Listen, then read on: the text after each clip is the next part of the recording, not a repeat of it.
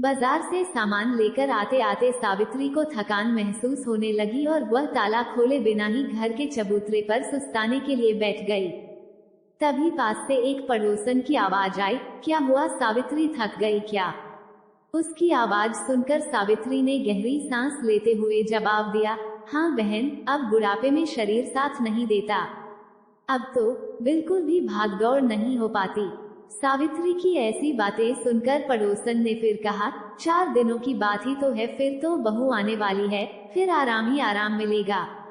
पड़ोसन के मुंह से ऐसी बातें सुनकर सावित्री के माथे पर चिंता की लकीरें उभर आई और वह सोच में पड़ गई। आज की पढ़ी लिखी नौकरी करती लड़कियां क्या बहू का सुख देंगी? उसने तो बचपन से आज तक सुख का मुंह तक नहीं देखा। बचपन में माँ गुजर गई, बाप शराब पिए जहां तहां पड़ा रहता। जैसे तैसे बड़ी हुई तो एक शरीफ आदमी ने उसका हाथ थाम लिया।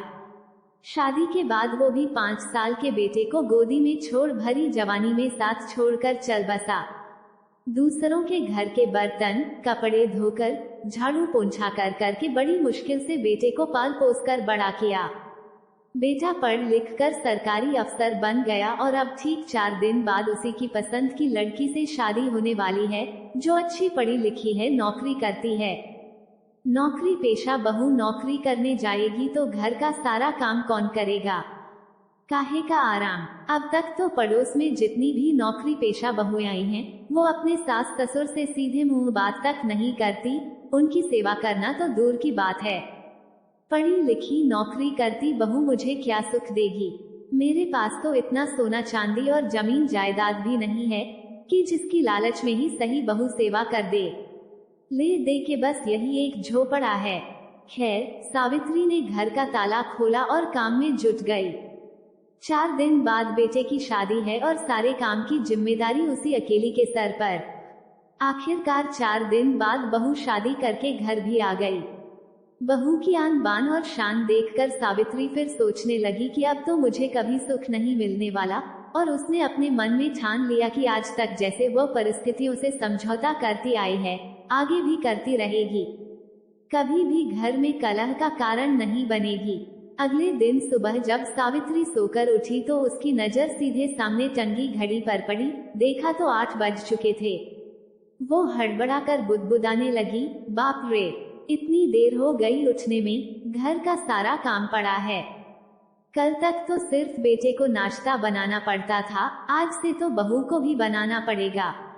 बड़बड़ाती हुई उठी तो देखा कि बहू और बेटा दोनों ही अपने ऑफिस जाने को तैयार थे। उसने बेटे की तरफ देखा और बोली, इतनी देर हो गई, मुझे उठाया क्यों नहीं? रुको, नाश्ता करके जाना, मैं बना कर लाती हूँ। वो किचन की तरफ जाने लगी तो बहू ने रोका और कहा, माँ जी, मैंने नाश्ता बना दिया है और घर का सारा काम भी कर दिया है। आप भी नाश्ता करके आराम करना। आप शादी के कामों में इतना थक गई थी, इसलिए हमने आपको नहीं उठाया। आपको अब आराम करना चाहिए। बहू की बात सुनते ही सावित्री ने घर के चारों तरफ नजर दौड़ाई। देखा तो वाकई में घर का सारा काम हो चुका था। ये सब देखकर सावित्री हैरान सी हो गई और बुदबुदाते हुए बोली, तुझे तो नौकरी पे जाना है, तुझे काम करने की क्या जरूरत है? मुझे आदत है घर के कामों की, मैं सब कर लूंगी। उसकी ऐसी बातें सुनकर बहू ने फिर कहा, माँ जी, मैं नौकरी करती हूँ तो क्या हुआ? मैं इस घर की बहू हूँ और नौकरी के साथ साथ इस घर का सारा काम और आपकी सेवा करने की जिम्मेदारी भी मेरा फर्ज है। मैं तो सिर्फ अपना फर्ज निभाना चाहती हूँ। आज से आपको कोई भी काम करने की कोई जरूरत नहीं, आपको सिर्फ आराम करना है, बाकी मैं सब संभाल लूंगी।